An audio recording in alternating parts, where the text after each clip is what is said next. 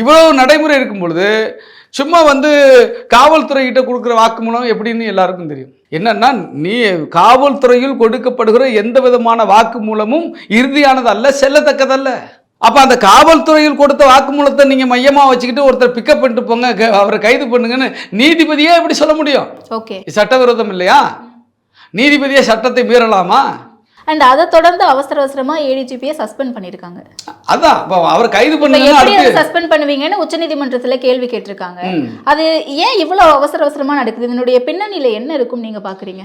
இது பின்னணியில வேற சம்பவங்கள் இருக்கிறதா தகவல்கள் பேசப்படுது. இதுல வந்து அந்த போலீஸ் டிபார்ட்மெண்ட்டுக்குள்ளேயே இருக்கின்ற அந்த பாலிடிக்ஸ், அந்த அரசியல், உயர் அதிகாரிகளுக்குள் வந்து இருக்கின்ற அந்த வந்து ஒருத்தரை தள்ளிட்டு ஒருத்தர் மேலே வரணும் அப்படிங்கிற அந்த அரசியல் பிடிக்காமல் வந்து எடுக்கப்படுகிற நடவடிக்கை. இது காவல்துறையுடைய உயர் அதிகாரிகள் மட்டத்தில் இருக்கக்கூடிய அந்த ஒரு விஷயமும் இதுக்குள் நடைபெற்றிருக்கிறது.